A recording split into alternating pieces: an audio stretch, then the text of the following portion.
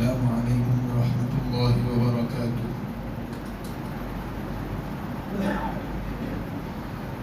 الحمد للہ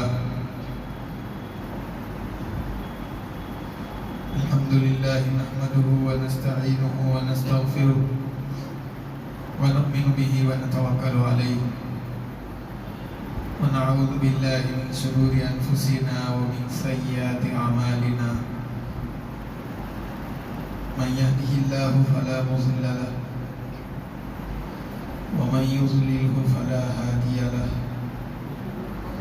ونشهد أن لا إله إلا الله وحده لا شريك له، ونشهد أن سيدنا ونبينا ومولانا محمدا عبده ورسوله، أما بعد۔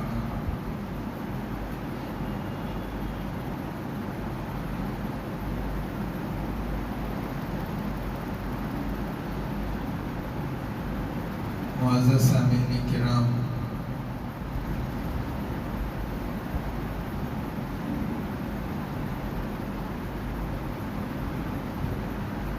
شعبان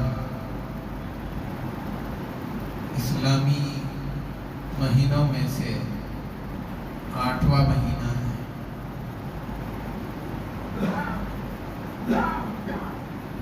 اس مہینے میں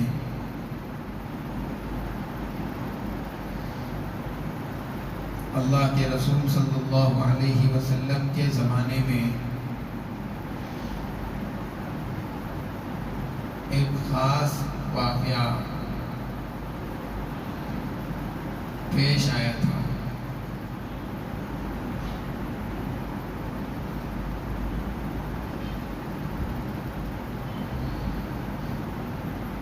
ہوا یہ تھا کہ اللہ کے رسول صلی اللہ علیہ وسلم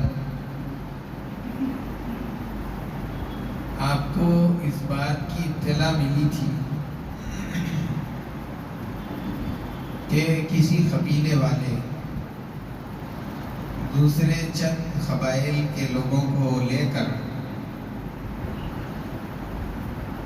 مسلمانوں پر حملہ کرنا چاہتے ہیں،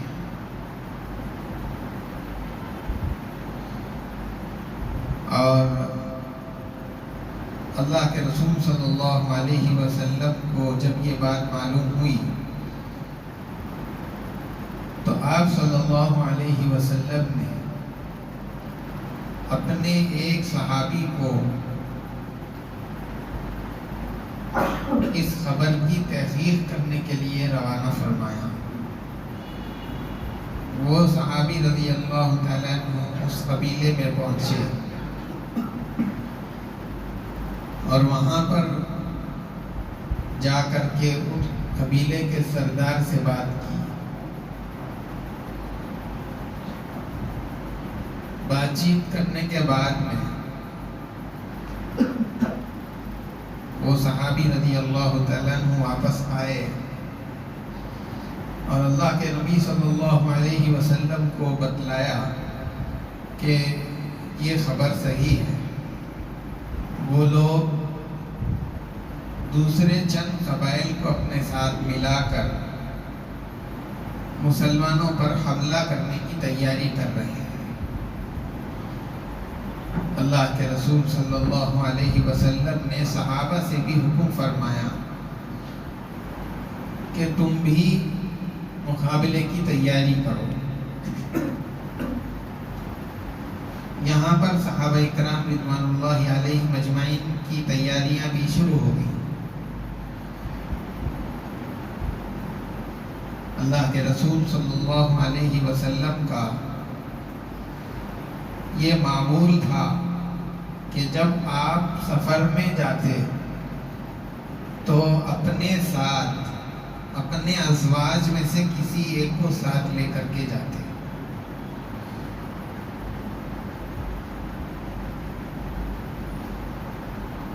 اور اس مرتبہ اللہ کے نبی صلی اللہ علیہ وسلم نے حضرت اما جان عائشہ رضی اللہ تعالیٰ عنہ کو ساتھ لے جانے کا طے کیا، اور ایک دوسری زوجہ بھی آپ کے ساتھ اس سفر میں شریک تھی۔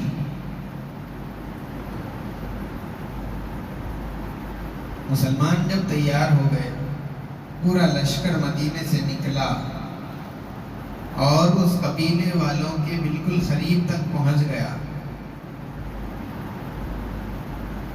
تو مقابلے سے پہلے ہی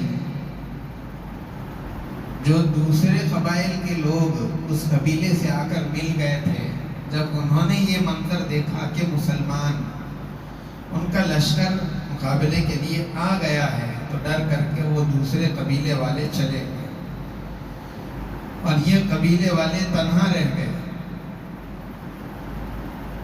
مقابلہ ہوا،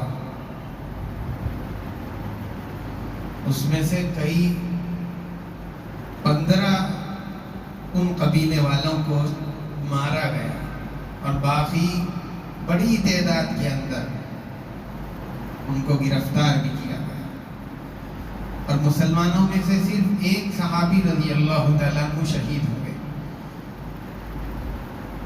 اور وہ بھی ان کی شہادت بھی اتفاقی طور پر ہوئی۔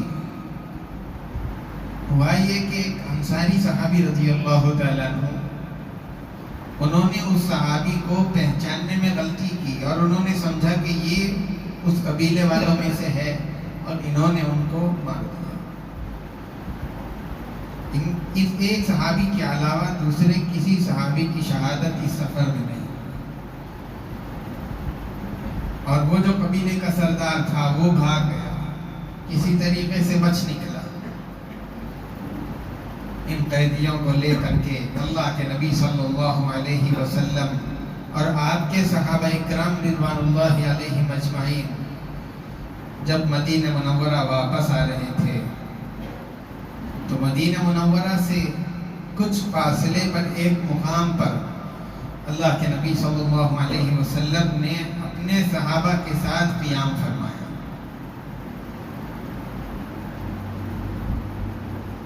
اور سفر میں حضرت اما جان عائشہ رضی اللہ تعالیٰ عنہ بھی ساتھ تھی۔ اس سفر کے وقت میں حضرت اما جان عائشہ رضی اللہ تعالیٰ عنہ کی عمر کچھ زیادہ نہیں تھی، 14-15 سال، اور پھر حضرت اما جان عائشہ رضی اللہ تعالیٰ عنہ بالکل دبلی پتلی سی تھی۔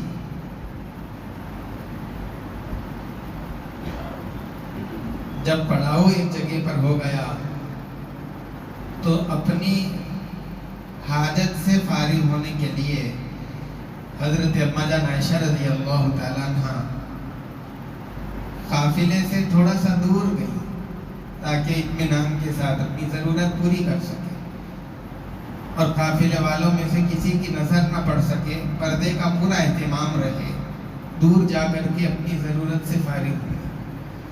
واپس آتے آتے حضرت اما جان عائشہ رضی اللہ تعالیٰ عنہ نے جب ان کا ہاتھ ان کے گلے پر پڑا تو انہوں نے دیکھا کہ گلے میں ہار نہیں ہے، اور یہ جو ہار حضرت اما جان عائشہ رضی اللہ تعالیٰ عنہ سے کھو گیا تھا، یہ ان کی بہن حضرت اسماء رضی اللہ تعالیٰ عنہ کا تھا، جو انہوں نے عاریتاً اپنی بہن سے لے لیا تھا۔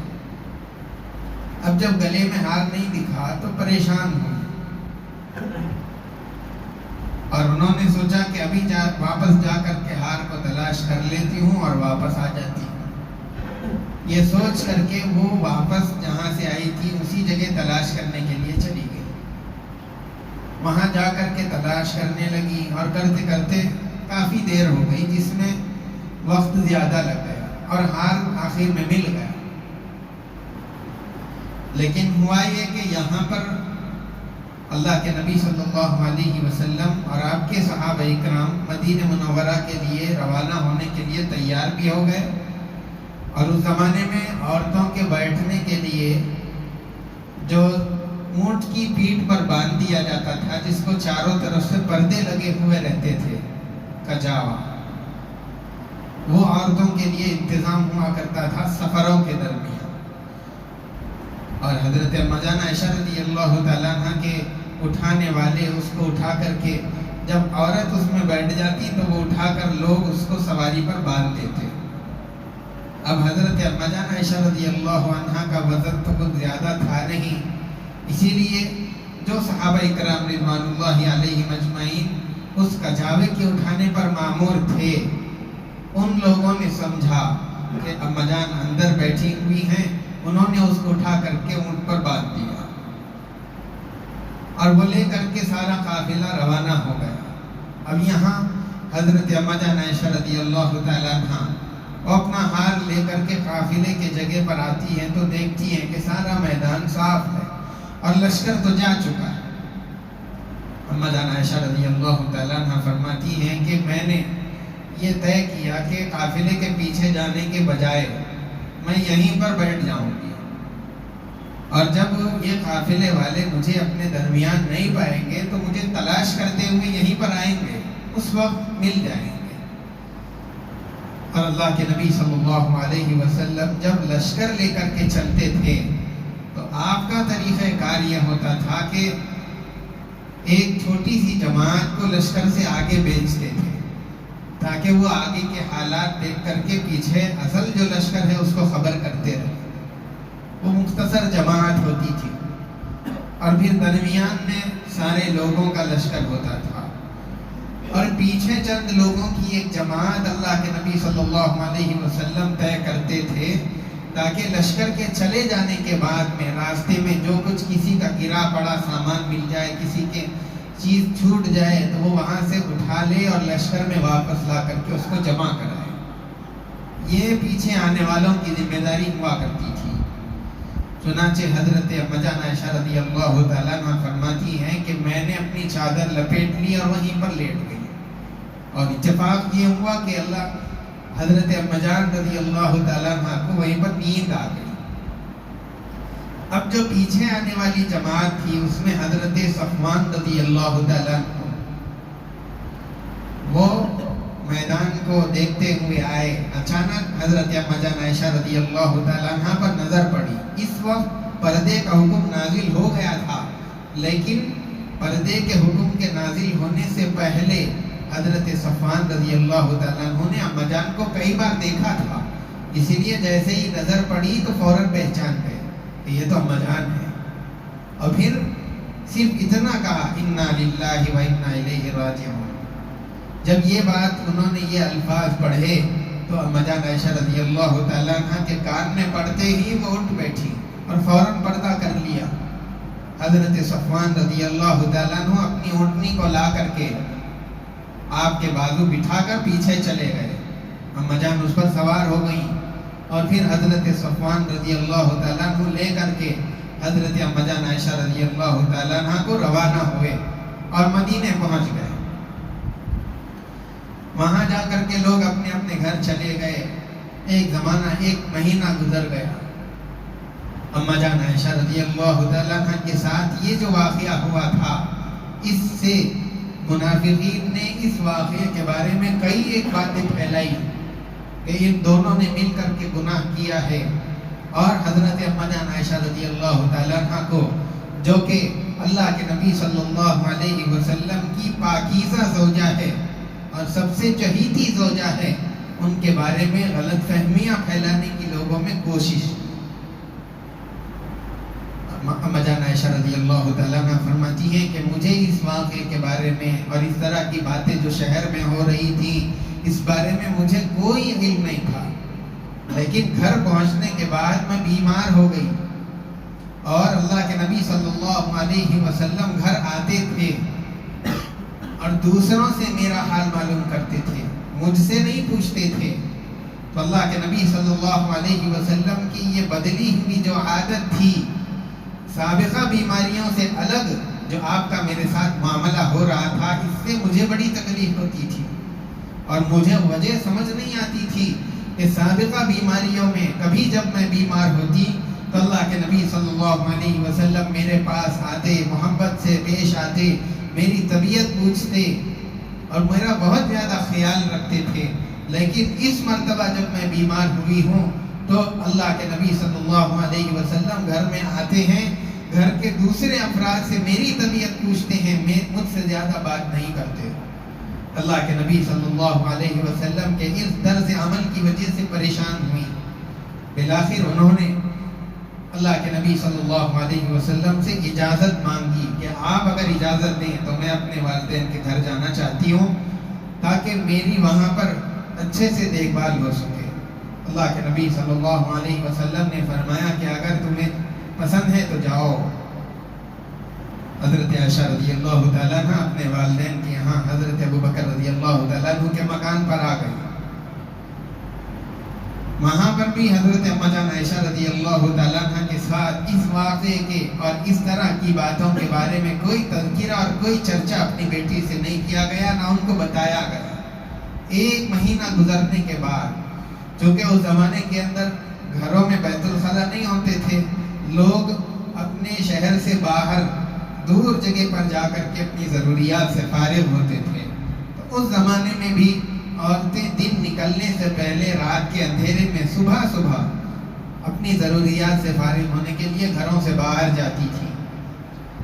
حضرت اما جان عائشہ رضی اللہ تعالیٰ عنہ بھی ایک دن اور دوسرے صحابیات وہ سارے مل کر کے اپنی ضرورت سے فارغ ہونے کے لیے جا رہے تھے۔ اچانک ایک صحابیہ ام مستح وہ جا رہی تھی حضرت اما جان عائشہ رضی اللہ تعالیٰ عنہ کے ساتھ۔ جاتے جاتے ان کو ٹھوکر لگ گئی، وہ گری، اور ان کی زبان سے یہ بے ساختہ یہ نکلا کہ مستح پر لعنت ہو، مستح ہلاک ہو، اپنے ہی بیٹے کے بارے میں کہہ رہی ہے۔ حضرت اما جان عائشہ رضی اللہ تعالیٰ عنہ نے کہا کہ آپ اپنے بیٹے کے بارے میں، جو ایک بدری ہے، مہاجر ہے، ایسے صحابی کے بارے میں اس طرح مت کہیے، آپ اپنے بیٹے کے بارے میں اس طرح کیوں کہہ رہی ہے؟ اس وقت میں حضرت ام مستح نے حضرت اما جان عائشہ رضی اللہ تعالیٰ عنہ سے پوچھا کہ تمہیں نہیں معلوم کہ کیا باتیں تمہارے بارے میں ہو رہی ہیں؟ پھر اس کے بعد میں سارا واقعہ اما جان عائشہ رضی اللہ عنہ کے سامنے سنا ہے۔ اما جان فرماتی ہیں یہ سن کر کے تو میرے اوزان خطا ہو گئے، میں بہت زیادہ پریشان ہو گئی کہ میرے بارے میں اس طرح کی باتیں مدینے میں چل رہی ہے، اور پھر میں اپنی ضرورت سے فارغ ہونے کے لیے کیا آگے بڑھتی، وہیں سے پلٹ کر میں اپنے گھر آ گئی، اور میں مستقل روتی رہی، اور میں گھر پہنچنے کے ساتھ ہی اپنی والدہ سے میں نے پوچھا کیا میرے بارے میں شہر میں ایسی باتیں ہو رہی ہیں؟ انہوں نے کہا کہ ہاں آپ کے بارے میں ایسی باتیں ہو رہی ہے۔ میں نے پوچھا کہ آپ کو اس کا علم تھا؟ انہوں نے فرمایا کہ ہاں مجھے اس بارے میں معلوم تھا۔ بہت زور سے رونے لگی۔ حضرت ابوبکر رضی اللہ تعالیٰ عنہ بیٹھے قرآن پڑھ رہے تھے، اپنی بیٹی کی چیخوں کو سن کر کے وہ بھی آئے، اور ان سے بھی حضرت اما جان عائشہ رضی اللہ تعالیٰ عنہ نے پوچھا کہ میرے بارے میں مدینے میں اس طرح کی باتیں ہو رہی ہیں، کیا آپ کو معلوم ہے؟ حضرت ابوبکر رضی اللہ تعالیٰ عنہ نے فرمایا کہ مجھے معلوم ہے کہ تمہارے بارے میں اس طرح کی باتیں ہو رہی ہے۔ اور پھر مستقل حضرت اما جان عائشہ رضی اللہ تعالیٰ عنہ روتی رہی۔ اما جان عائشہ رضی اللہ تعالیٰ عنہ فرماتی ہیں کہ ایک لمحے کے لیے بھی میرے آنسو رک نہیں پا رہے تھے، میں اتنا زیادہ رو رہی تھی، غم زدہ تھی، اور پھر اس خبر کے سننے کے بعد بیماری کے اندر اور زیادہ اضافہ ہو گیا۔ اس زمانے میں حضرت اما جان عائشہ رضی اللہ تعالیٰ عنہ بہت زیادہ کمزور ہو گئی تھی۔ اللہ کے نبی صلی اللہ علیہ وسلم بھی اپنے گھر والوں میں سے حضرت علی رضی اللہ تعالیٰ عنہ سے اور ایک دوسرے صحابی سے اللہ کے نبی صلی اللہ علیہ وسلم اپنی زوجہ کے بارے میں پوچھ رہے ہیں کہ تمہاری حضرت اما جان عائشہ رضی اللہ عنہ کے بارے میں کیا رائے ہے؟ ان لوگوں نے کہا کہ ہم نے آپ کے گھر والوں میں خیر اور بھلائی کے علاوہ کوئی چیز نہیں دیکھی، وہ بہترین خاتون ہیں۔ اور پھر حضرت علی رضی اللہ تعالیٰ عنہ نے یہاں تک کہہ دیا کہ حضرت اما جان عائشہ رضی اللہ عنہ کی جو باندی ہیں آپ ان سے جا کر کے بھی پوچھ لیجیے، انہوں نے بھی یہی گواہی دی کہ میں نے اما جان عائشہ رضی اللہ تعالیٰ عنہ میں بھلائی اور خیر کے علاوہ کوئی چیز نہیں پائی ہے۔ ہاں اتنی چیز پائی ہے کہ وہ چھوٹی بچی ہونے کی وجہ سے کبھی آٹا گوندھ کر کے یوں ہی سو جاتی ہیں اور اس کو کھلا چھوڑ دیتی ہے، جس کی وجہ سے بکری کے بچے آ کر کے وہ آٹا کھا جاتے ہیں۔ اس کے علاوہ کوئی چیز میں نے نہیں دیکھی۔ اللہ کے نبی صلی اللہ علیہ وسلم یہ باتیں اپنے گھر والوں سے پوچھنے کے بعد میں آپ منبر پر تشریف لائے، آپ نے خطبہ دیا، انصار بھی کچھ رائے پیش کرنے لگے. اللہ کے نبی صلی اللہ علیہ وسلم منبر سے نیچے تشریف لائے. اللہ کے نبی صلی اللہ علیہ وسلم ابو بکر رضی اللہ تعالیٰ عنہ کے گھر جاتے تھے. وہاں پر بھی آپ حضرت ابو بکر سے یا ان کی اہلیہ سے اما جان عائشہ رضی اللہ تعالیٰ عنہ کے بارے میں، ان کی صحت کے بارے میں، ان کی طبیعت کے بارے میں معلوم کرتے تھے.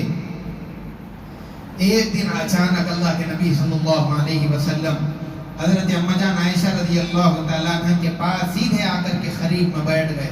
اما جان فرماتی ہیں کہ ایک زمانہ ہو گیا تھا کہ حضور صلی اللہ علیہ وسلم ان سے اتنے زیادہ قریب بیٹھے تھے. پھر آپ نے یہ بات کہی کہ عائشہ، یہ جو باتیں تمہارے بارے میں مدینے میں چل رہی ہیں، اگر تم اس سے بری ہے، تم اس سے پاک ہو، تو تمہاری برات اللہ تعالیٰ ظاہر کر دیں گے، اور جنہوں نے تمہارے بارے میں اس طرح کی باتیں چلائی ہیں اللہ ان کو ذلیل کریں گے. اور اگر تم اس کے اندر مبتلا ہو تو تم توبہ اور استغفار کرو. اللہ تبارک و تعالیٰ توبہ کرنے والوں کو بہت زیادہ پسند کرتے ہیں. یہ سوال جب اللہ کے نبی صلی اللہ علیہ وسلم نے اما جان سے پوچھا تو آپ نے ابو بکر رضی اللہ تعالیٰ عنہ جو اپنے والد تھے ان سے کہا کہ آپ اس کا جواب دیجئے. حضرت ابو بکر رضی اللہ تعالیٰ عنہ نے کہا کہ میں اس کا کیا جواب دوں، میرے پاس اس کا کوئی جواب نہیں ہے. اپنی والدہ سے وہی کہا کہ آپ اس کا جواب دیجئے. والدہ نے بھی یہ کہا کہ میرے پاس اس کا کوئی جواب نہیں ہے.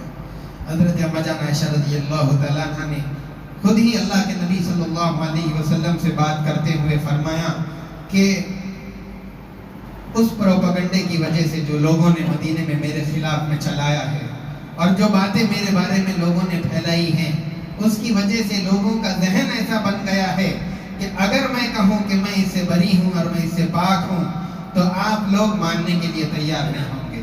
اور اگرچہ کہ میں نے اس کو کیا نہیں، لیکن اگر پھر بھی میں قبول کرتی ہوں تو آپ لوگ کہیں گے کہ یقیناً اس نے کیا. تو اب میری برات اللہ تبارک و تعالیٰ ہی ظاہر کریں گے. اور اللہ کے نبی صلی اللہ علیہ وسلم نے جب یہ بات حضرت اما جان سے فرمائی تھی کہ اگر تم سچ میں پاک صاف ہو تو اللہ تبارک و تعالیٰ تمہیں اس تہمت سے بری کر دیں گے. اما جان فرماتی ہیں کہ حضور کی ان باتوں کو سننے کے بعد مجھے پورا اطمینان ہو گیا اور میرا رونا بالکل بند ہو گیا اور میرے سارے غم ختم ہو گئے. اسی دوران جب یہ گفتگو چل رہی تھی اللہ کے نبی صلی اللہ علیہ وسلم پر وحی آنا شروع ہو گئی اور آپ کے سر کے نیچے تکیہ رکھ دیا گیا. جب وحی ختم ہوئی اللہ کے نبی صلی اللہ علیہ وسلم نے فرمایا عائشہ تم کو مبارک ہو، اللہ تبارک و تعالیٰ نے تمہاری برات کو ظاہر کر دیا ہے.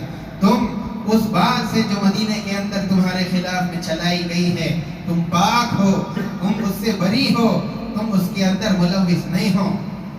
ان کی والدہ نے کہا کہ اٹھو عائشہ، اللہ کے نبی کا شکریہ ادا کرو. حضرت اما جان عائشہ رضی اللہ تعالیٰ عنہ یہ اللہ کے نبی صلی اللہ علیہ وسلم کی ایک امتی ہونے کے ساتھ ساتھ آپ کی زوجہ بھی تھی. انہوں نے کہا کہ میں حضور کا شکریہ کیوں ادا کروں، اس لیے کہ میری برات کا ظاہر کرنے والا صرف اللہ ہے. یہ میاں بیوی کے درمیان کی محبت اور پیار کا ایک اظہار کا طریقہ. اللہ کے نبی صلی اللہ علیہ وسلم سے بہت زیادہ محبت کرنے والی حضرت اما جان عائشہ رضی اللہ تعالیٰ عنہ انہوں نے کہا کہ میں اللہ کا شکریہ ادا کروں گی. اس کے بعد میں اللہ کی تعریف کی. اس طریقے پر پھر اللہ کے نبی صلی اللہ علیہ وسلم منبر پر جا کر تشریف فرما ہوئے. جو آیات نازل ہوئی تھیں اللہ کے نبی علیہ السلام نے سارے صحابہ اکرام کے مجموعے کے سامنے وہ آیات پڑھ کر کے سنائی. پھر منافقین کے اندر جن لوگوں نے یہ باتوں کو چلا دیا تھا عبداللہ ابن ابی، اور ان باتوں کے اندر 3 صحابہ اکرام رضوان اللہ علیہ مجمعین جو سچے پکے مومن اور مسلمان تھے وہ بھی ان باتوں کے اندر آ گئے تھے، جس کی وجہ سے اللہ کے نبی علیہ السلام نے ان پر حد جاری فرمائی. تینوں صحابہ کو حدود جاری کی گئی اور ایک صحابی جو حضرت ابو بکر رضی اللہ تعالیٰ عنہ کے رشتہ دار بھی تھے اور حضرت ابو بکر رضی اللہ تعالیٰ عنہ ان کے گھر کا راشن، ان کی ضروریات سب اپنے یہاں سے پورا کیا کرتے تھے۔ جب وہ بھی ان کی بیٹی کے بارے میں اس طرح کی باتیں کہنے لگے تو حضرت ابوبکر رضی اللہ تعالیٰ عنہ نے ان آیات کے نازل ہونے کے بعد میں کہا تھا کہ اب آج کے بعد سے میں ان کا خیال نہیں رکھوں گا، ان کا دھیان نہیں، ان کی کوئی ضرورت اپنے یہاں سے پوری نہیں کروں گا۔ اللہ کی یہاں سے آیات نازل ہوئی کہ اس طرح سے کرنا مناسب نہیں ہے، جو لوگ خرچ کر رہے ہیں ان کو اپنا ہاتھ نہیں روکنا چاہیے۔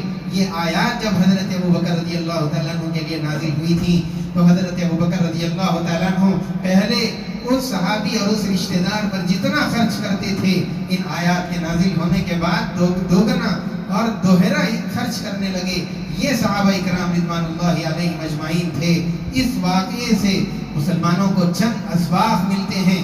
ایک تو یہ کہ اسلام پر اور خاص طور سے اللہ کے نبی صلی اللہ علیہ وسلم کے گھرانے والے اہل بیت اور ان میں سے بھی ازواج مطہرات کو ہر زمانے کے اندر بدنام کرنے کی کوشش کی گئی۔ ہر زمانے کے اندر ان لوگوں کو گالیاں دینا، ان لوگوں کے بارے میں غلط باتیں پھیلانا، یہ دشمن کا یہ ہر زمانے کے اندر طریقہ رہا ہے۔ اسی لیے اس طرح کے صحابہ کرام رضوان اللہ علیہم اجمعین اور اہل بیت کے بارے میں اپنی زبانوں کو بند رکھنا چاہیے۔ ان کے بارے میں بولنے سے پہلے سوچ سمجھ کر صحیح الفاظ کے ساتھ ان کو بیان کرنا چاہیے۔ اور پھر اگر آپ کے بارے میں معاشرے میں کوئی پروپیگنڈا ہوتا ہے، جو کام آپ نے نہیں کیا اس میں آپ کو بدنام کرنے کی کوشش کی جا رہی ہے، جلد بازی سے کام لینے کے بجائے صبر سے، استقامت سے کام لینا چاہیے۔ سوچ سمجھ کر کے آدمی کو قدم اٹھانا چاہیے۔ اس کے اندر اللہ کی مدد بھی اس کے ساتھ شامل حال رہے گی۔ اگر کوئی بات کسی بھی آدمی کی طرف غلط منسوخ کر دی جائے، جیسے کہ اس واقعے کے اندر اما جان عائشہ رضی اللہ تعالیٰ عنہ کی طرف ایک برے کام کی نسبت کی گئی تھی، اگر ہم کسی بھی آدمی کے بارے میں کوئی غلط بات سنتے ہیں کہ فلاں نے یہ کام کیا ہے تو اس کو فوراً تصدیق نہیں کرنا چاہیے، بلکہ آپ اس بارے میں یا تو خاموش ہو جائیے، اس لیے کہ وہ مسئلہ آپ سے متعلق نہیں ہے۔ جب آپ کی زندگی سے متعلق وہ بات ہے ہی نہیں تو پھر اس کے بارے میں کھوج کھرید کرنے کی آپ کو کوئی ضرورت نہیں ہے، اور اس کے بارے میں معلوم کرنے سے آپ کا دنیاوی یا اخروی کوئی فائدہ بھی ہونے والا نہیں ہے۔ اسی لیے ایسے بات میں اولاً تو پڑھنا ہی نہیں چاہیے۔ اور آج کل تو اتنا زیادہ اگر کسی کے بارے میں کوئی خبر واٹس ایپ پر آ جائے، تحقیق کیے بغیر فارورڈ کیے جاتے ہیں اور کئی ایک کو بھیج دیتے ہیں، یہ بھی معلوم نہیں ہوتا کہ جو خبر پہنچی ہے وہ صحیح ہے یا غلط ہے۔ اس طرح کی باتوں سے آدمی کو بچنا چاہیے۔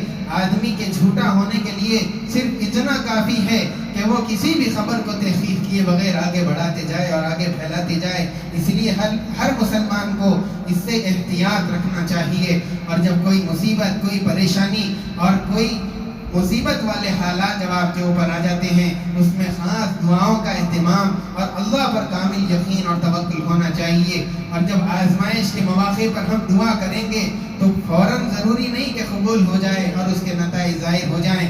جیسے کہ 1 مہینہ گزرنے کے بعد میں حضرت اما جان عائشہ رضی اللہ تعالیٰ عنہ کی برات کے بارے میں آیات نازل ہوئی تھی۔ اسی لیے صبر کرتے ہوئے اپنی دعاؤں کے قبول ہونے کا انتظار آدمی کو کرتے رہنا چاہیے۔ یہ اسباب ہیں، اس کے علاوہ اور بھی بہت سارے اسباب ہیں جو اس واقعے کے اندر مسلمانوں کو ملتے ہیں۔ اللہ تبارک و تعالی ہم تمام کو صحابہ اکرام رضوان اللہ علیہم اجمعین کی عظمت اور ان کی محبت اور اہل بیت کے ساتھ میں محبت اور خاص تعلق نصیب فرمائیں۔ وصلی اللہ وسلم علی سیدنا محمد وعلی آلہ واصحابہ اجمعین، وآخر دعوانا الحمد للہ رب العالمین۔ جو حضرات سنت نہیں پڑھے سنت پڑھ لیجیے۔